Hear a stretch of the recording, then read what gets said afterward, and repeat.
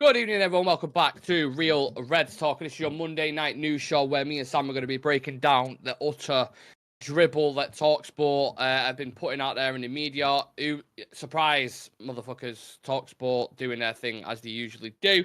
At least they're filling something up with international breakdown that we can break down, Sam, and really kind of sink our teeth into. Now, yeah, I mean, we could jump right into it. We've got other stuff that we want to talk about as well towards the end. There's bits of transfer news about Rabiot, about Adam Wharton, and I think there was something on a young Spanish midfielder as well, which I definitely want to talk about. But the main point of the show is going to be this kind of, is it an article? Is it an interview? Is it? It was, I think it was on Talksport's breakfast show. Piers Morgan was on it, and then there's been other stuff in tabloids about a match that he lost, but he didn't. So Yeah. yeah. Yeah, agendas being fueled as always. So yeah, the Kanye West of the media world has been at it again with this agenda, and of course it's the pigeon lady who is on the microphone in front of it. So speaking to Talksport Breakfast, Piers Morgan said the idea that anyone thinks after watching the last two Portugal games that Ronaldo is finished or that somehow he's taken the easy gravy train in Saudi Arabia and therefore he can't be taken seriously as a player. All this bullshit, I've been hearing about it. Like, come on, look at the guy as Roy Keane, who I think is one of the most perceptive eyes for footballers in the world. As he said this week, there's no better finisher than Cristiano Ronaldo. Still out there as he's shown. Last night he hit the post, he then scored, he had a disappointing Euros, but certainly Portugal did collectively. I don't think he got the service he should have got. But the truth is, Ronaldo remains one of the most lethal finishers in the world. Now, Sam, me and you love Cristiano Ronaldo as much as the next guy. You know, we grew up with him. You know, he came to United, became the player, and won the Ballon d'Or at our club. So we know, first and foremost, we absolutely adore the guy. He's still a great finisher, of course. He's shown that last night as well. But everything else had dropped in his game, which led us to move him on, right? This is the reason why he's in Saudi and no other clubs came in for him. He's also, he forgets the point about him. Obviously, it was beneficial for him, so he's conveniently going to ignore it. But the fact that he went on a live television interview and basically chucked everybody at the club under the Yep, bus. that's a big Now, part of it. Now, whether you're unhappy at your place of employment or not, to go on live television and chuck your employer under the bus is basically a death sentence to Disastrous. your job. Yeah. Like, you're going to get, if not severely punished, you're probably going to get fired. So that's a big thing to do. But obviously, he's not going to mention that because it did ratings for him and he did really well off it. So I don't think anybody was critical of Ronaldo's ability. I think the reason he was leaving, I think a lot of us were sort of critical about the system because Ollie was clearly trying to implement a system at the time with Greenwood, Rashford, Sancho. That was not Sancho. Is it Martial? Sorry. Martial.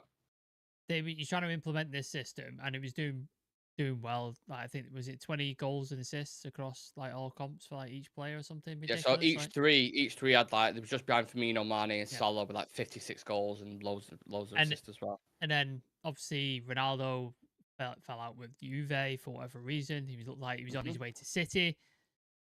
Things happened, stepped in, and basically Ollie was just basically going, "You're getting Ronaldo," and he had to change his whole philosophy, the way he played, the way that, because he's not going to be able to bench Ronaldo. Like, Which also as well an important point.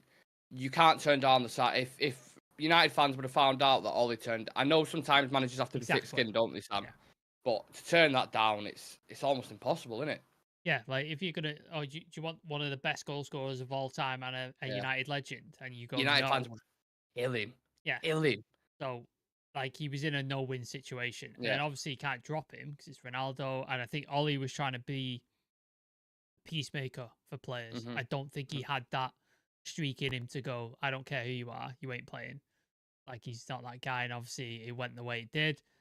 Ten Hag came in. Ten Hag again. I think Ten Hag was willing to give him an opportunity and played him quite a lot. Realized the system again just isn't suiting him because he had to adapt his system basically because Ronaldo wasn't doing any pressing or running, so he had to play somebody with him. I think he put Fred behind him at one point. Yeah, that's a 10. Trying to make him do it. So it just, again, you're adapting your system and throwing all your principles out the window to accommodate this one player. Great player, no doubt, but it's a team game, and in the Premier League, you'll get killed for that. So I think that hamstring, and obviously the fallout.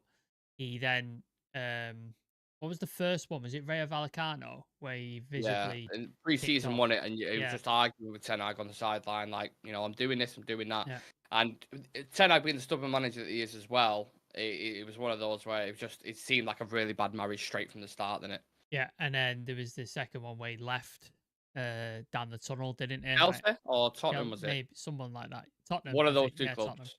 Yeah. Um, he left, and then that was it, wasn't it? Because it's just like you can't come back from that. You can't leave the bench How and do go you down keep the hold of tunnel. a player after that? Like You just can't do it it. don't matter how good you are, like you can't do that. Yeah. And obviously the TV interview, like I don't know what people expected Ten Hag to do with that. Because if you let that player back in the dressing room, your whole authority's gone. Done. Yeah. It's over. You might as well not be a manager. You might as well let Ronaldo manage the team at that Correct. point. So that's how we are where we are. Yeah, and Piers Morgan asked about this. He said, "So why did United let him go? If he's such a good player and he's still one of the elites in the world, why did Manchester United let him go?" And Piers Morgan replies, "Because Ten Hag is a complete idiot." He said, "I'm sorry, he is. He has been since he's been there. He talks in complete gibberish. He's now banging on about Harry Potter or something. Ten Hag is everything Ronaldo told me he was in that interview, which led to him leaving United." The biggest problem with Ten Hag, he's like that bossy little school teacher you get who doesn't know how to handle supreme academic talent. Now, I think, like we've just kind of touched on there, I think the majority of us agreed that for the betterment of this team, you move on players like this who are causing a disruption, to the whole team, not just, with the following that Cristiano has. It was killing us. You could not get away from it in the media. There was pundits arguing over it. There was fans arguing over it. There was players arguing over it. But the advice I would give to Pigeon Lady Sam, Yeah. you only have to look to your own club. He supports Arsenal, right?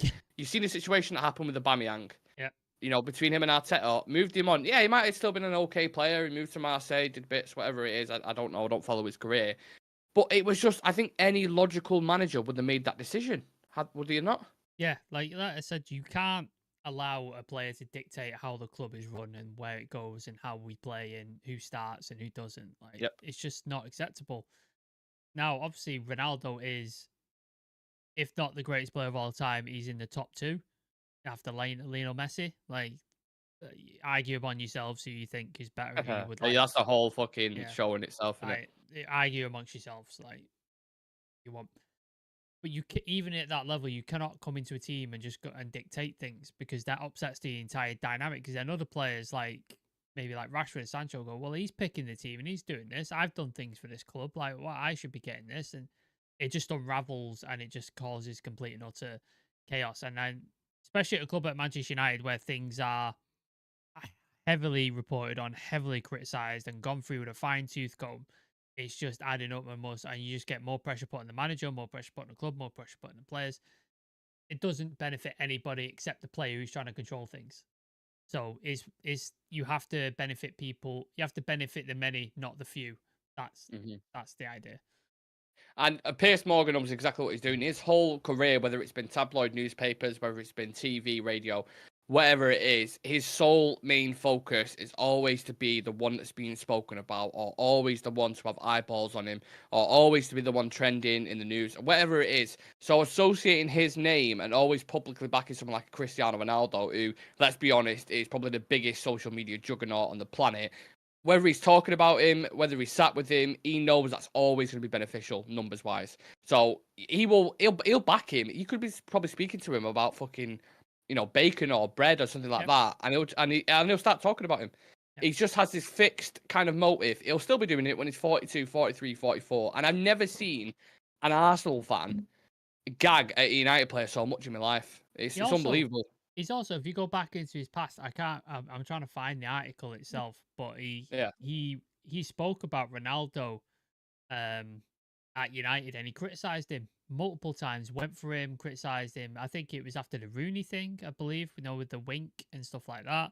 Yeah. He was calling him out for that. He called him out for hypocrisy when he wanted to leave to go to Real Madrid and Fergie convinced him to stay, saying it's disrespectful to the club. Like, he said loads of different stuff.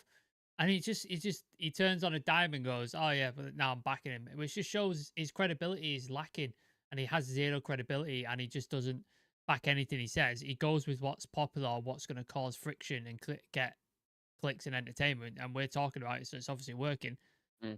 he goes with that's what it's like. He has no substance to his argument. He has no integrity. It's just literally, I will say whatever it takes to get attention and to get friction and to get things going. That's it. That's what he does. Which is why I called him the Kanye West of media, and that's why I called Talksport the Kanye, because they say outlandish, crazy shit. Maybe not to the extent of Kanye West, because he said some pretty fucking mad stuff. But Piers Morgan has also done some pretty mad stuff if you look at his history. So, yeah, that's where the correlation lies in between those two. But he continued on this, and he said, so you look at the players Ten Hag's been unable to handle at United. Cristiano Ronaldo, Jadon Sancho, Marcus Rashford. It's all the top players. By the way, Piers Morgan has also said about Rashford not being featured in the England squad, that he's not good enough, he's not been performing well enough, and all these kind of things. But then he's going on saying he's one of the top. I don't know. It's bizarre. But he goes on, he says he can handle the lesser rung, he can handle the guys he brings in from Ajax who've never been on the big world stage, but he cannot handle top players. I can't believe I'm saying this because it's a miracle, but they've actually gotten worse than they were last season. Amazing how we can say that after 3 games in, innit? Yeah. Also, just to pick up on the other players, how is Ten Hag on the Sancho situation, for example? How has he not done everything in his power possible to get the best out of this player? Absolutely. Tell me, like, honest to God, if he's not done that, then God knows what you want from this guy in order to try and give him some opportunity and to play him into this team. He's done everything, and it's not worked. So whether you believe Ten Hag's fault, whether you believe Sancho's fault, don't tell me Ten Hag hasn't done stuff to try and fix this, because he has. So that's an hypocrisy in itself. The Rashford thing, like you said, he's criticising him because he's not good enough to play for England. Why is he playing for him? Or he definitely should be dropped. He shouldn't be going, blah, blah, blah. But now he's conveniently using him from his argument because it backs up what he's trying to say, even though he previously rallied against it. So, yeah, he's just full of shit, isn't he? He's just absolutely full of shit. I think he oversteps it, because I agree with the point that he's still a top goal scorer. He obviously is, because he's still scoring. And he had a terrible Euros, and a lot of the people at the time were saying he probably shouldn't have even been there. Because, again, the exact same... There's your comparison there, perfect for you. Yes, he's still a great finisher, and he still has amazing ability when he's in that 18-yard box. But apart from that, he offers you nothing else whatsoever. And that's why a lot of people are saying, why is Jota not starting there? Why is like Leao not being moved there? Or why is Gonzalo Ramos not starting there? Because he's a hindrance on the team. As much as, he scored 17 goals, was it, for us, I think? Something along the lines of that. That's amazing. But the effect it has on everyone else around him isn't worth that. I didn't think, at least. But again, that debate goes on for years. But Piers Morgan goes on to say, had he stayed at United, he'd been immeasurably better than any of the strikers they've currently got, as he's proven for Portugal. The guy's the greatest that's ever played the game, the greatest that will ever play the game. That's why he's the #1 scorer. That's why he'll get to 1,000 goals.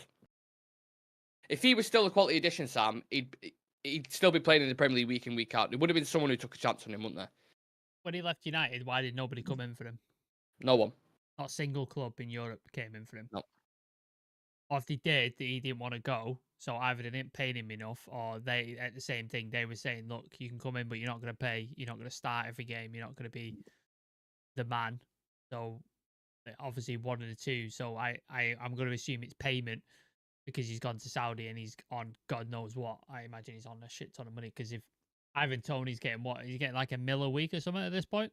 Something crazy. But so at United, he was on 500, wasn't it? £500,000 a week. There's no one on the face of the planet, apart from Saudi Arabia, they're the only ones who would probably do it, who would pay a 39-year-old £500,000 a week in the Premier League. It wouldn't break the wage structure for it. No chance. He was clearly in the downturn of his career and wasn't scoring as many goals, and the fact that you had to change your entire system. If he had gone to City, you think Pep would have been playing him every week? I don't think so. I don't think he would. I think he'd be using him in a certain role for certain games and be tweaking and stuff. He would not be playing him every single week. And then there's a fallout there, and then people then going to go, oh, Pep Guardiola's not a great manager.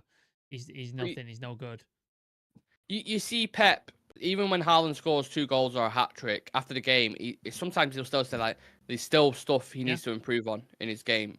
Dropping with his back to goal. I want more running from him, I want more of this. To be demands on him. And you could tell a mile off, even though there was that period where City going to get him, you can't let him go to City, let's bring him to United, whether that was a decoy or whatever, I have no idea. No doubt, you put him in that team at that time, with City creating chances, he would have scored goals, because he scored 17 goals at United, so he probably would have got 20 odd. And that's great. But like it always goes back to systematically and fundamentally, your team is apart because of that. And it's okay to putting him in Saudi and putting him in a team where it'll just be praise from the stands, praise from the players, praise from the managers, and gets everything he wants and all the money that he wants. But you put him now back in a team in the Premier League week in, week out, I just don't see it working. Really, really don't. And no offense to the Saudi league, like they've got some decent players in, like they've brought some people in who are very good players. It's not the same, is it? Like it's just not the same Apples and level. oranges. It's not the same intensity. It's not the same level of competition. It's not got the same, like that's why they're struggling now, because brought in all these stars and it's got it to a certain level, because I think we've talked about this in the chat. They have no academy system or youth setup within that league, so they've got nobody new coming through. So they're just having to rely on bringing in Ronaldo, Ivan Toney, who is the Ruben Neves, people like that, Sadio Mane, Benzema. They're having to rely on people like that to get people to watch it, because their youth system isn't at the level. Also, the crowds are fucking tiny in Saudi. So tiny. So there's no basis. So again, that doesn't create good competition. Doesn't create high level of football like it does in Italy, in Spain, in England, and stuff like that. And I just think, to another point, in Talksport's obsession with not only me at Manchester United, because I understand Manchester United at a level, because it's the biggest club in the world. There's so much to talk about: history, future, the downfall, all that sort of stuff. I get it, but this obsession with Ten Hag is bizarre. It's weird, isn't it? It's getting a bit weird. Bizarre, man. Like, it's so weird. Just every week, it's just like, can't believe he's doing this. Why the hell is he talking like this? What is it? And you're just like, is this Talksport or Talk United? Like, every week it's happening. It's bizarre to me. But it becomes personal, doesn't it? That's what when they start talking about his clothes, I've seen a couple of times, like the shoes that he wears and these kind of things. And you're like, what on earth has that got to do with anything to do with his managing ability? Like, when you start making it personal about the guy, that's when I get really, really annoyed, because you can criticize him all you want for his tactics or how he got his subs wrong or how even his man management is at times, which I don't think. I think he gets his man management spot on. I think he dealt with the Sancho situation correctly. I think he did it with Ronaldo, and I think he's dealt with the youngsters in Manu and Garnacho really, really well. Rashford as well. Sometimes Rashford, when he was he had dropped for the Wolves games, he turned up the late. Belfast thing as well. Yeah, I think he's dealt with that correctly, and I think a lot of people in that space have said the similar thing. Again, tactics are questionable. We've sat here as a group, as a community, and discussed that a million times before. It's fair to criticize that. Yeah, I agree with some of the stuff. But like when you get people like Piers Morgan, like Gabriel Bongelho, like Jamie O'Hara, these kind of guys who's the Arsenal Martin Keown as well. Martin Keown, they are happy to sit there and put a little slight on him. And I'm sure, like you said, he was doing it, in Ronaldo's career earlier on. He was doing the opposite way. Yeah. And now it's like, oh no, now Ten Hag's getting it wrong. So they push certain things to fit their agenda. But anyway, I'll go to the comments because I'm rambling on. Yeah. Random guy, obsession isn't healthy. Simon Davis saying, oh, are you saying Ten Hag has lost the dressing room? Who said that? No. Not said that. I disagree with in regards to not being an intellectual individual on other subjects. When it comes to football, he knows nothing. Piers Morgan, that is. That's why he's a millionaire. To be honest, I agree with that. I think when it comes to politics or stuff like that, he's quite in the know. Whether he's putting out for certain reasons, I don't know. When it comes to football, he's thick as fuck. His integrity is what I'm questioning. Like, I'm sure he's an intelligent guy. I'm sure he knows certain subjects and stuff like that, but his integrity is questionable because he just flip-flops from one way to the other, depending on what's going to get him traction, what's going to get him views. He has nothing. He will not stand or die on a hill for anything. He won't. Josh Rowan, I just came in and was confused who you were talking about, but once I heard his name, I immediately thought of a video from Talksport about Piers Morgan calling Ten Hag. Yeah, you know the correct. He's only defending Ronaldo because he's interviewed him. That's what I'm saying. There's ties there. Yeah. Look at the people that he gets on his kind of shows. People like Katie Hopkins, Andrew Tate. Yeah. This guy, that integrity. Sam just mentioned it there. Like, he doesn't care as long as it gets views and as long as his eyeballs on him and people are talking about. That's why he had that whole kind of monarchy thing ongoing. That kind of agenda with Meghan Markle and fucking Harry, all that shit. Obsessed. Nick and Sam, just for reference, Sam's mic's quite a bit lower than Nick's. Mine is. I don't know if you check your volume. Let me pull it up a bit. How's that? Is that any better? Let me know. Sounds better on my end. Baller. Let me know if that's any better for you. But please, guys, get your thoughts in on this. Whether you've listened to it this morning, whether you've seen the quotes from it, whatever it is, get your thoughts and feelings in, because I think it's about time. United, as Simon Jordan always alludes to, Sam, is one of those clubs and names that it just attracts views and attracts attention, doesn't it? So I don't think we're ever going to get out of this media circus, are we? Despite, even if we're winning, I unfortunately, I think it's a thing that's going to tag along with us, isn't it? It's just until United becomes an entity that doesn't generate clicks, doesn't generate views, and anybody cares about, like, say we get relegated to Conference North and lost all players and fans stop attending and stuff, and nobody cares anymore. We're always going to be that media agenda, aren't we? We're always going to be that. Look at any, for example, look at any transfer window. All they have to do if they want to get people to click on a certain player, they go, "Oh, let's put United in there," because they can't prove otherwise. They can't tell us we're wrong on it, because the club are not going to. If the club came out and just said to every journo and just was like, "That's not true," it'd be never ending, would it? It would go on forever. So they're not going to do that. So you could just drop United in there and people are like, "Oh, United are interested." Click. And then they got you. That's it. They're done. That's all they need to do. And whether it's true or not, like, obviously there's certain journalists out there who are more credible. David Ornstein, Fabrizio Romano. But then there's others who will just use United as a name to get the traction in the thing. And that's the way it's going to be, probably, for forever and ever, unless United cease to exist as a club. Yeah. I think of the... So, just off the top of your head, Sam, on Talksport, for people you've heard be really against United, name a couple of people. But any of the pundits. Danny Murphy, Gabby Bonlaho, Mike Keown, Simon Jordan. Does Piers Morgan count? Is he a pundit? Yeah. Oh, there's 5, right? Yeah. Who does? Who was the first one you said? Sorry. Danny Murphy.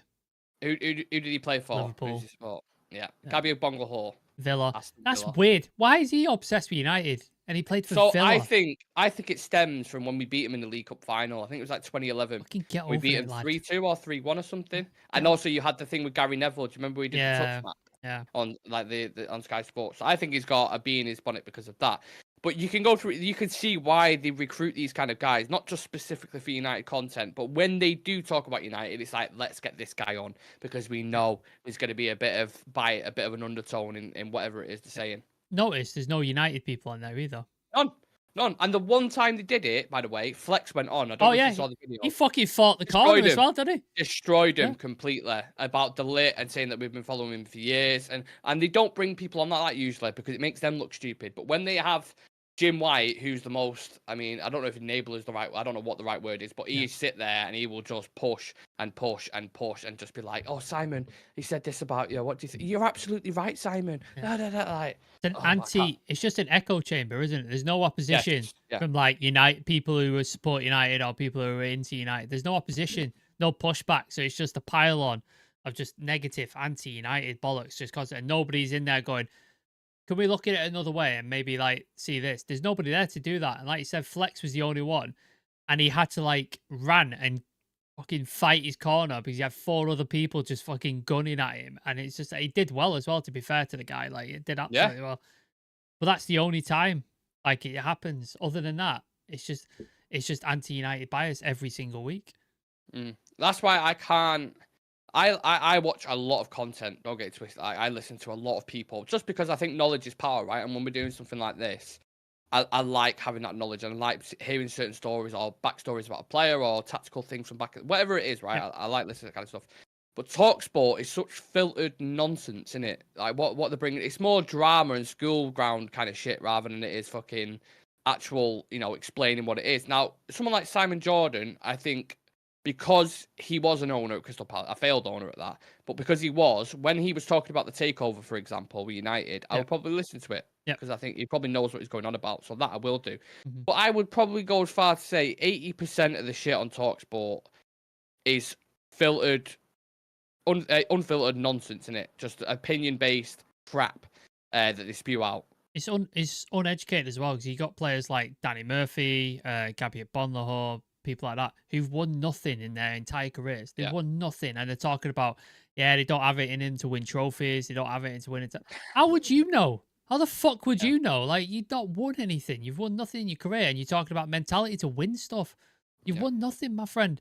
Like, at least when you've got Martin Keown, he's won titles, he's won stuff with Arsenal. So it's like, all right, I can get behind that a little bit. But the other ones, you just like you're on there because you've got an anti-United bias and you're willing to say some stupid shit. Like you've said it multiple times. Gabriel Bonlaho gets given a fucking piece of paper and he goes, right, you need to say all of this stuff. And he's like, absolutely. Well, how much? He's happy to do it, no shame. How much do you pay me? And I will do this right now. And that's what he does. The only person on there, and I don't know why he associates himself on there. Ali McCoy is on Talksport. Yeah, and I think he's a quality guy. I don't know why he's on there. I really don't. I really don't know why he's on there. Probably money. Probably gets paid quite well, I'd imagine. I don't know. It is a global attraction, and they know exactly what they're doing, and we're talking about it right now. So. Obviously, yeah, they know what they're doing in that regard, but I think this is going to be. I think we're going to end up doing about 10 shows a year about Talksport and the shit that they come out with because it's hard. It's hard not to express ourselves in it when you see that kind of shit. It's also hard to like. I feel like when we talk about this, I feel like I'm defending United and I'm defending. Yeah. Because I feel like they can't go out there and push this stuff out without it being replied to or somebody like pushing back against it because they've got a massive platform, like millions of listeners, I imagine, followers, etc. We've got a small platform in consideration. It's like I feel like people have to go against it and they have to push against it because otherwise they could just overrun and that becomes the narrative. Then that just becomes the news and it's like it's not true because it's popular. Yeah, everyone then believes it and it becomes gospel. Then that's the issue with it. And I said the same thing about United Stand. I mean, I've done a video on it before. Yeah, look, they've got millions and millions of followers. That's fantastic. I'm sure it makes shitloads of money. But in reality, is it authentic? Is it genuine? Is it coming from the heart? Is it the truth? No. It's not. So this is why we do almost come full circle, and we're going to discuss transfer news in a minute. But this is why we do a channel like this. This is why Stretford Paddock do a channel like theirs because it's genuine, it's authentic, and it's people who actually give a shit about the club, and they're not just in it to profit and make shitloads of money and be viral or whatever it is. You know what I mean? Like we care about the club. We want to do well, of course, alongside it. If that, absolutely. And goes hand in hand, then great. Fantastic. But Talksport are always going to be that dark side of the media, and they know it. They know it. They know their niche and they know what works and they know what's successful. And credit to him for finding it and finding somewhere that makes it successful. However, as a United fan, it doesn't make it any easier to swallow. Like there's this false narrative put out. Are we going to touch on the newspaper article that got it wrong? Yeah, go for it. So Ten Hag did a testimonial, I believe, for FC Utrecht. I can't remember what player was retiring, but he basically managed the team. There's a clip on TikTok of him doing a motivational talk in the dressing room in Dutch. I don't know what he's saying, but it seems like it's quite motivational. Yeah. So I think the original outlet was goal.com or goal.uk, and they've retracted their article. However, a bunch of other papers picked up in it, like the Mirror and other tabloids, and then the one I found was Yahoo Sports, and it says Erik Ten Hag loses testimonial match for former FC Utrecht player, and it claims he lost 2-1. In reality, he didn't. He won, and it's in like different other papers, like Manchester Evening News. Manchester United boss Erik Ten Hag upon his return to Utrecht for testimonial. Mark van der Marel. There you go. They won in the testimonial game. It's like, how is that allowed to get through? In a major publication like Goal, like Yahoo Sports, like the Mirror, how's that allowed to get through and nobody's checking it? Nobody's checking going, did they win or did they lose? Like, it's baffling to me. Do you know what words and what video I watched this morning actually came up on my feed randomly? Do you know Sir Alex Ferguson? And you know what I'm going to reference? In the press conference where he goes, your job is to tell the truth as journalists. And if it happens again, you're gone. You're barred. You won't come back. That is the issue with a lot of even if pundits or journals around United, they tell so many lies and are allowed to do it, and it must be so frustrating as a coach sitting there read. They say they don't read these kind of things, but are you telling me he's not sat there one night and a big kind of interview comes out from Talksport and they're criticizing what he's wearing and these kind of things, and he's not focusing on that? Like everyone's human in it at that point, and then that even if managers' jobs, little things like that. The media, has a huge way. Listen to the language that this article uses as well, like the Yahoo Sports. Man United boss faced defeat once again as he lost the testimonial match that he was playing for international break. Wording in it. Like the wording. The Dutch Cup came under fire for the 8th place finish. So it's just negativity after negativity. And then again, Ten Hag once again enraged fans with comments about his team and the thing. His job is reportedly on the line and got 4 games to save his Old Trafford. Just complete and utter nonsense and like speculation and bollocks. So it starts with a lie that he lost this game. He didn't. 2 defeats, including a humble 3-0 defeat at Old Trafford, done little to enhance his support. So there's a bit of factual there. He enraged fans with comments of how his side had been the best team. Did he enrage fans, or were people just going, "That's a weird thing to say" and stuff like that? Did he enrage About fans? best team in what? In what game? You know, when he mentioned City are the only team who's won more trophies than we have in the last. Oh right, yeah. And then and it's just like complete bollocks and utter nonsense. It's like he won 2-1 in this testimonial, and then you've just made it a pile-on for the sake of it because United are going for a rough patch and Ten Hag is going for a rough patch. So you made it a pile-on for the sake of it, and it's just proof that there's this media bias, and they just continually push until the manager gets fired, new manager comes in, right? Go again, cycle starts again, and it's just never ending, and it's so frustrating because people. You do any sort of research, you'll find out it's complete bollocks. But most people will see Yahoo or go, oh, United lost. Oh, it must be Ten Hag. He can't fucking get a win anywhere. When in the actuality, it's bollocks. It's not real. That's what frustrates me. If we came out on here and we said, I don't know, we made up a lie about Piers Morgan and said that, do you know, actually he's got 3 legs and he's actually got a secret something here. Like, if we started coming up with this random crap, is it defamation? People sue for and things like that. When the media do it, it's just like it gets brushed aside. It's like, oh, they've made this article. It is what it is. You know, kind of brush that away. But I can think off the top of my head news shows that we've done when you've had like the Daily Mail, who have done an article about Onana dropping his keys and make some kind of correlation somehow. Marcus Rashford, the Rolls Royce that he's bought and the price of it. And you know, like these kind of little undertones throughout the full. You go through the full team. It's happened with all of them. But yeah, unfortunately, I don't think we're ever going to be able to change it. It's just going to be a reoccurring issue. Yeah. But we will continue to tell you the truth and tell you what the actual the crack is, because a lot of media are not going to be truthful, not going to be honest with you, unfortunately. So be careful what you read and always do your research, because some of it's bollocks. Right, so we can go to actually a reliable news source, and this is we're going to go to transfer. So this is from Muppeters, who's obviously been on a friend of the channel, saying Man United have held discussions about Crystal Palace's Adam Wharton and Middlesbrough's Hayden Hackney as potential midfield targets. Now, a long way away, Sam, from the summer. I did an afternoon news show today speaking about centre back, left back, and midfielder. Should someone like Adam Wharton be on Man United's radar? Absolutely, I think he is. I think he's one of the next big English talents to come out. I think is like he didn't play till halfway through the season, did he, for Palace? I believe. Like, was he injured or was he on loan? I can't remember. Not sure. But either way, like under Glasner, he like proper announced himself on the stage. Ended up getting into the England squad, going to the Euros. I don't believe he played a minute. Did he play any minutes? No, I didn't. No, not from what I remember. So I showed you his rise, like how good he is. He's fantastic on the ball. His awareness is amazing. And I think he's only going to get better. And Crystal Palace is one of those teams that identifies talent and develops. And and then they end up going to somewhere big. Like we've seen it multiple times. Zaha, Elise, like it's happened so many times. And I think this is another one. Obviously, Eze, who you talked about this morning, is another one of those. And they're a talent factory. So I think he is a really exciting talent. However, I think we're going to face so much competition next summer for him. So much. And he's going to cost, what, 80, 90 million potentially? Be expensive, certainly. And you have the usual kind of shit with it, the English tax, Premier League tax. United tax. You know, you see it with Mark Gay, they wanted how much? 65? And well, they wanted 70, I think. Similar to what Everton want for Branthwaite, and if they didn't get it, they ain't going to sell. And they don't need to sell, they're not desperate. So sold Elise already, so they've got money from him. So all right. And I'm sure they're expected a bid from Eze, like we were touching on before. So they'll want big money for him. I think there's going to be quite a few clubs interested. I mean, I'm looking at midfield situations around the Premier at the minute. I'm like, who needs what? Liverpool? Would they go in for him potentially? Maybe. I know they've got Gravenberch playing there at the moment, but maybe they want more of a specialist.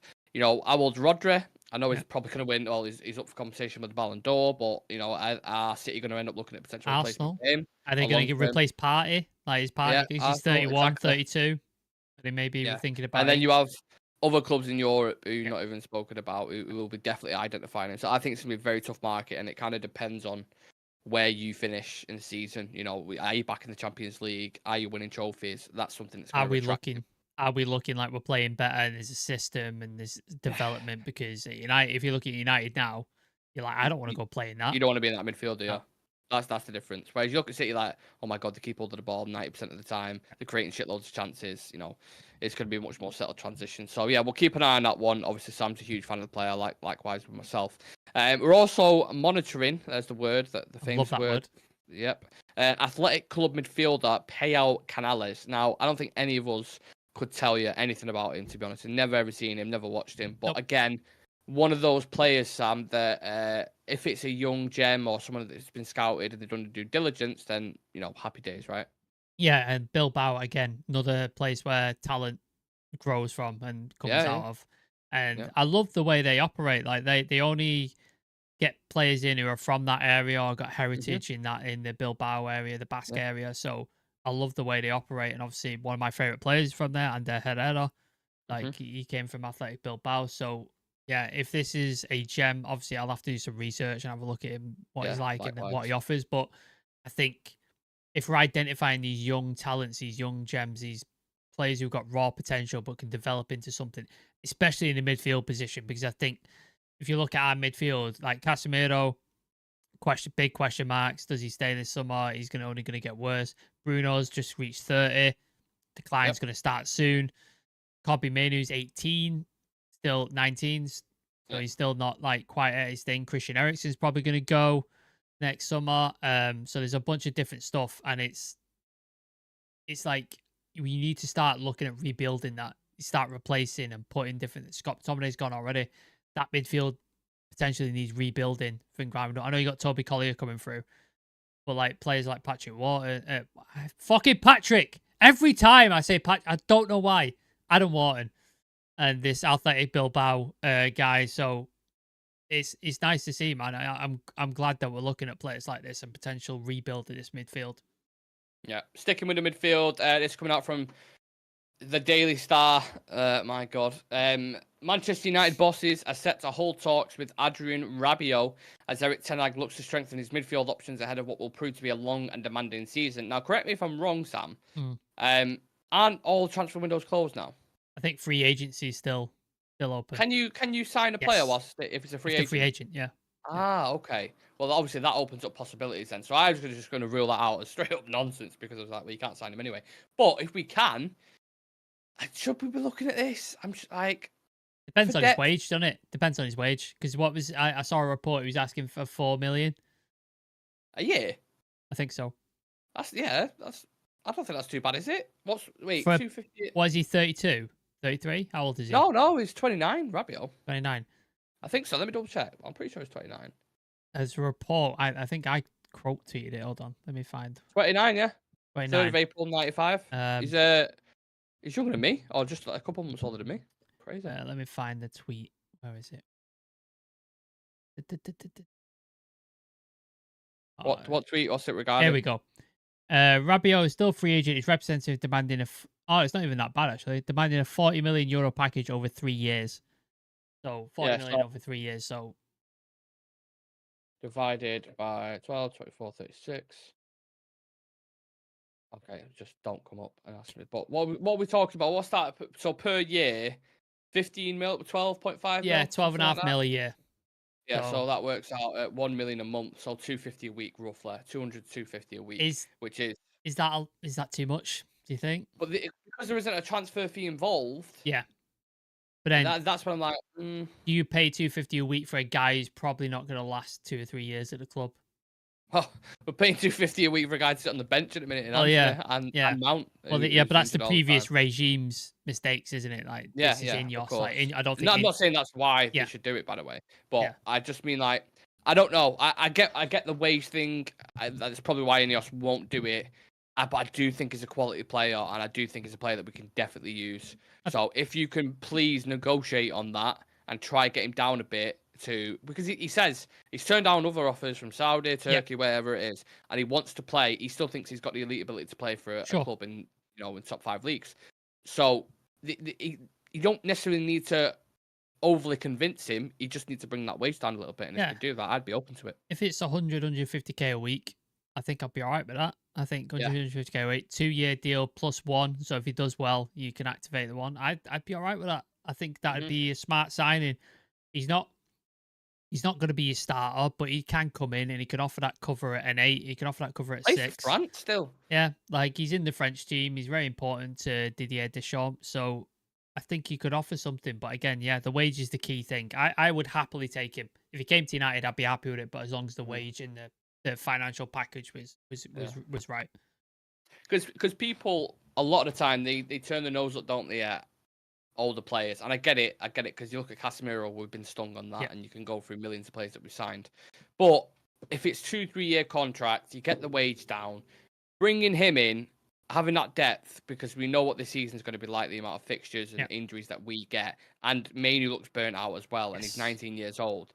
Having him in there, honestly, I think would be perfect for us. Left-footed, central midfielder, box to box. He will come in. He's very physical. He's versatile. I think it's a no-brainer for me. But leader as well. Like played for France, played for Juve, PSG. Like he's played for big teams. And you can basically rotate Kobbie Mainoo out. Awate, you give him more time to bed in, and I think it's a positive signing. Again, for the financial package has to be right. And we know for a fact Erik Ten Hag likes him as a player because he's tried bringing him in before. So, let's see what happens with that one. I'd be extremely surprised if it happens, but I suppose pleasantly surprised if you get the deal correct. Now, of course, football is on tonight, so we're going to head off. We appreciate it's been a little bit quiet in the chat. Hope these are all good. Whoever it is who's watching live, appreciate some of the questions. I'll just read out some stuff. How old are both of you? I reckon my son's about the same age. That's from Andy Moore. I had 36. 29. So we should do a phone call together. Or keep that in mind. We are going to kick something off with members. I don't know if we're going to announce that yet or not. Yeah, put it out there. Let's see if there's any members in the chat. Then they can start getting ready with topics and stuff. Like I said, if you're watching this live or watching this as like a later on show, whether you're in the bath or doing whatever you're doing, for members at the start, we're going to do, because a lot of people have been asking for like a phone-in call, a Discord kind of show. We're working on it, so we're going to do it with members first, bring it on, see how it goes, because like I said, there is a lot of people asking about it. Get you guys on to be a feature and a part of the show and discuss, conversate, whether it's after a game, tactics, reactionary stories in the media, whatever it is, get you guys on and you can have your say then actually as a voice through Discord. So we're working on that. If that's something that members are interested in, then let us know and we'll add them to the group or something. Yeah, so I'm in the process of setting up a server for Discord. So if you don't have Discord and you're a member, please do download it and get to grips with it. I know it's a little bit of a tricky program to sort of get your head around, but once you're on it and you're using it, it's easier. We're going to set up a little server, so there's going to be a chat function where you guys can be in all the time, and you can talk to each other. You can talk to us because we'll drop in every so often, and we'll chat with you. And then there's going to be a separate voice chat where you guys can join. Me and Nick will be in there on a certain show. You guys can join. You obviously be muted, and then once you come on the show, we'll unmute you. You have your say, and then the next person will come in, and we'll just do it like that. So 5 minutes or so, you guys get your say, we'll respond, and then we'll try and get on as many people as we can as possible. But it's for members only at the minute, but we might extend it to everybody else. So if you want to join the first one, you want to be a part of it, please do join the membership, because that makes sure you get the first notice when I drop the server link and I drop all the details. You guys will know. So join the membership if you want to be a part of it. Yeah, and let us know your thoughts and feelings on that. DJ Superfly saying, media haven't got anything better to write about with it being the international break. Good point. Yep, correct. Well, the international break's nearly over now. We've got Alice Abrahams on, so Alice Talks Footy, at 7 o'clock tomorrow. You've got the regular afternoon news show. We'll have the Southampton preview on Wednesday. We've got Jay Motti, I believe, on Thursday, is it, Sam? Yep. On Thursday, and then Friday, we'll have the press conference reaction. We'll have something fun planned and interactive for Friday night, and then you've got the Southampton watch along at 12:30 as well. So jam-packed week, even though it is international break. So one more as well. We recorded an After Dark yesterday. Yeah. So for members, that will be dropping. When should we drop that? Wednesday. whenever you want. Yeah, we'll drop that Wednesday for members. So if you if you want to become a member, the best time to do it's now. You get an after dark, you can join the show, and you can join the Discord server, all that good stuff. So it's the best time to do it right now. So yeah, after that we'll be dropping Wednesday. I'll probably drop it during the day at some point, just so then everybody after the afternoon. People have got some time during the day and the evening to listen and to watch. Me, Nick, and Aaron run on it. Some really diverse range of subjects, some funny moments. Please do check it out. And if you like it, leave a comment on it as well. Drop in Wednesday.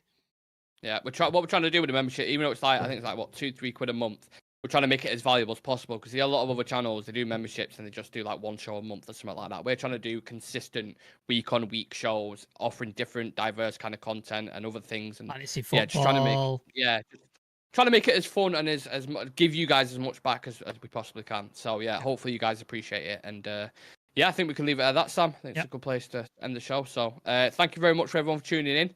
Please do leave a like on the video for us if you can. I know that you guys have been quiet in the chat today. Maybe you're busy doing something, but I still appreciate your presence. Subscribe to the channel. We're on 6,804 on the road to 7K, and then ultimately on the road to 10K. And please do consider it and smash the like on the video and subscribe. We'll see you in the next one. Peace.